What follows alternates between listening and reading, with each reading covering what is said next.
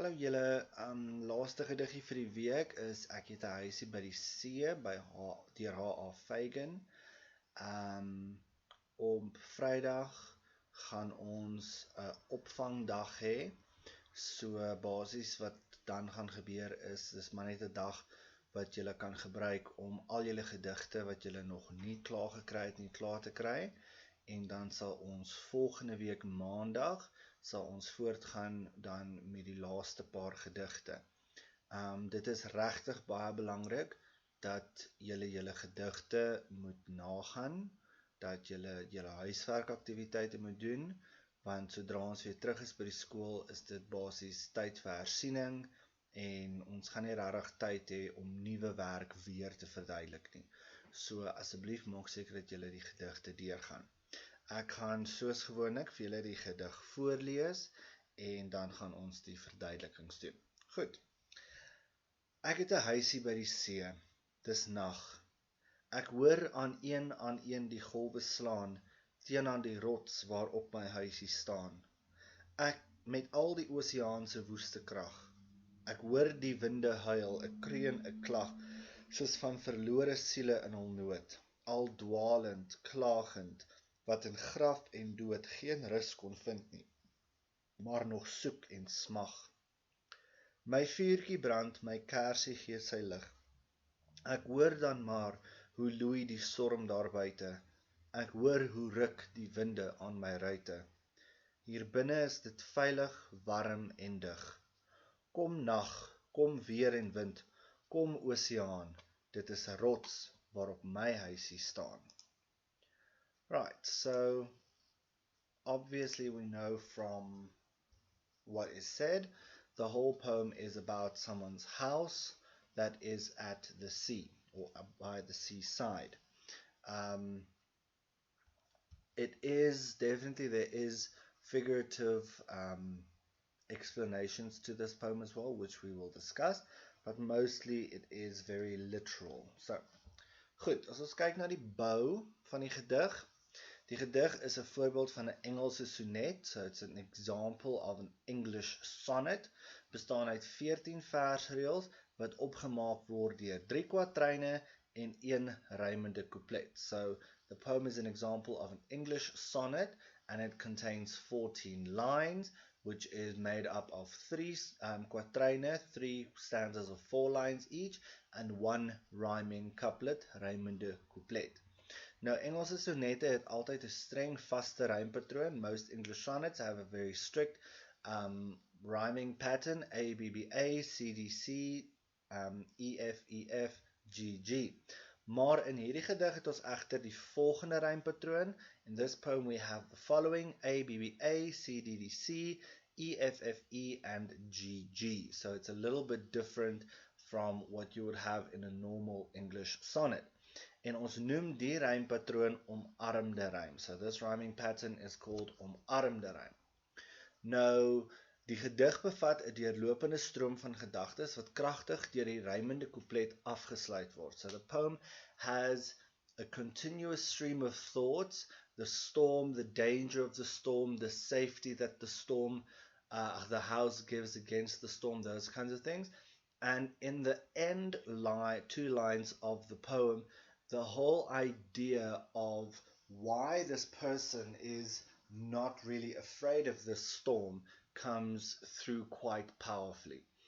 Die spreker skep in woorde die beskerming wat sy huis teen die natuurelemente bied.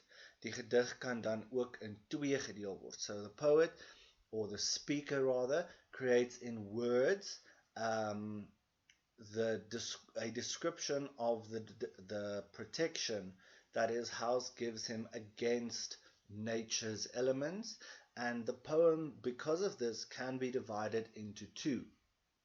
So we have versreëls 1 tot 8, lines 1 to 8, wat bespreek die toestande buite die huis. It describes the situation outside of the house. Die storm wat woed, in ander woorde. So the storm that is raging outside. Then reëls 9 tot 12, lines 9 to 12, bespreek dit wat binne in sy huis gebeur. So here, the speaker talks about what's happening inside of his house. Die veiligheid wat dan finaal lei tot die spreker wat die natuur uitdaag, omdat hy nie meer bang is nie. So the safety, which in the end sends or causes the speaker to challenge nature because he's not scared. That happens in lines 13 and 14. In strofe 1 tot 3 is daar typografiese inkeping in die middelste 2 versreëls en dit skep die beeld van golwe wat teen aan die rots slaan.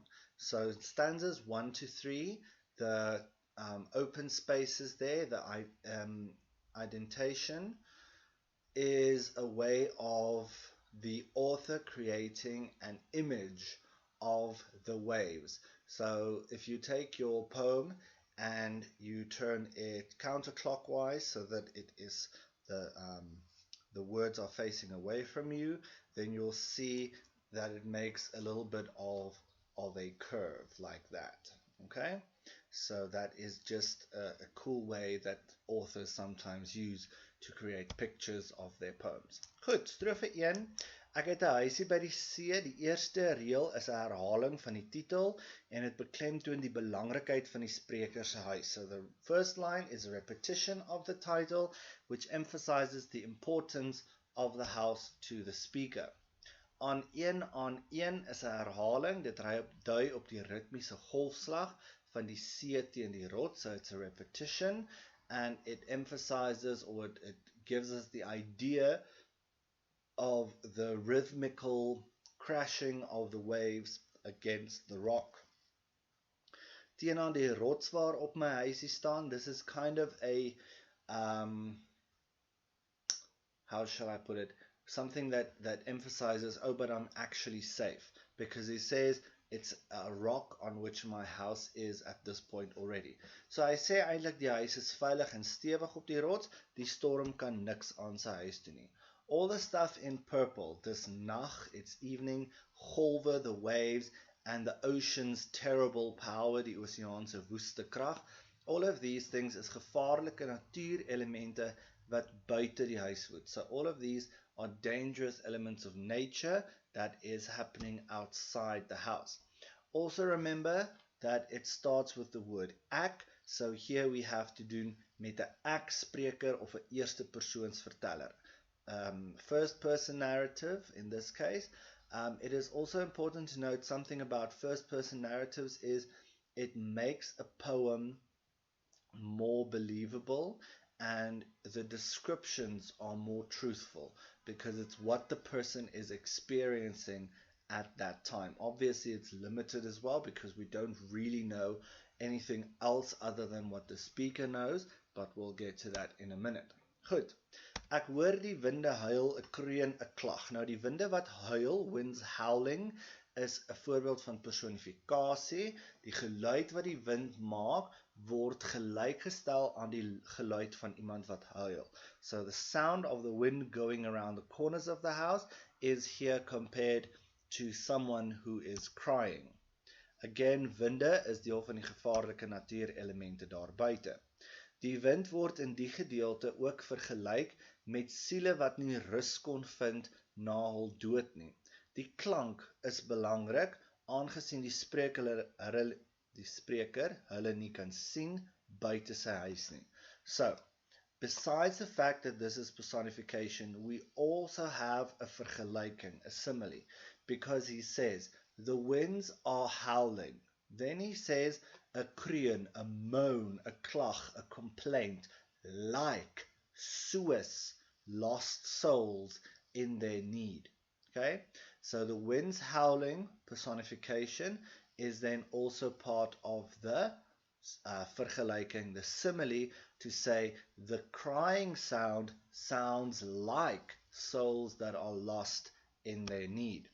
The word soos, like we said, is a vergelyking, and then all these things in orange, brownish, whatever you want to see this color as, is things that the speaker hears that makes him scared. So dit is alles geluide wat hy hoor wat hom bang maak. Huil, the crying, the moaning, the complaining, verlore siele, because they are the ones who are moaning and complaining, lost souls, klagend, almost like moaning as well. It's a different type of saying that. Goed.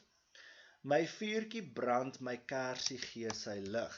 Hier binne is dit veilig, warm en dig. Hierdie is goed wat die spreker gemaklik en veilig in sy eie huis laat voel. So these are things that makes him feel comfortable and safe in his own house. Beskerm teen dit wat buite aangaan. It's safe, he is safe against what is happening outside. Maar hy is steeds bewus van wat buite aangaan as gevolg van dit wat hy kan hoor. So he's still aware of the danger outside. He's just not worried about that anymore. So the things that he can still hear is Louis. It's that, again, the howling and you hearing the wind and the gushing of the wind, all of those things is what Louis means. Ruk die winde aan my ruite. It's that, especially when the wind is really strong that evening, that rattling sound against the windows. That's basically what it means here. And again, this is also an example of personificasie, because ruk means to pull very hard on something. So he is saying here that the wind is pulling on his windows in order to get inside. So personification in that regard. Then he says, kom nag, kom weer en wind, kom oseaan. Dis 'n rots waarop my huisie staan. So hier, die spreker daag nou die natuurelemente uit, omdat hy weet hy is veilig. So because he knows he is safe, he is now challenging nature and its elements because he knows he is safe. Then we get to the more figurative part of this, so rots en my huisie. This from a Christian perspective or a religious perspective, in other words, says rots is Jesus, and then huisie is sy geloof, is his faith. So basically by saying dit is 'n rots waarop my huisie staan, he is saying that his faith, sy geloof, is gebaseer op Jesus, is based on Jesus, en sal dus nie ondergaan nie, and will thusly not go down with the storms of life. Die slotkoeplet is die gevolgtrekking van die gedig. So the rhyming couplet at the end is the conclusion of our poem. Hy weet hy is veilig en hy daag die natuurelemente uit. So he knows he's safe and therefore challenges nature. Die dieper betekenis, the deeper meaning behind this is dat die spreker se geloof hom veilig hou van alles in sy lewe. Sy geloof is soos sy huis op die rots. So the deeper meaning is that the speaker's faith will keep him safe from everything that is happening in his life, because his faith, like his house, is on the rock, which then obviously is Jesus. Also, die aandagstreep vestig die aandag op die rede waarom die spreker nie meer bang is vir die natuur nie. So the hyphen here indicates the reason why he says he is safe from everything in nature. And yeah, that's that. Eintlik 'n baie maklike gediggie, nie regtig te veel om julle oor te bekommer nie. So leer maar net julle notas en maak seker julle weet wat aangaan. Tata!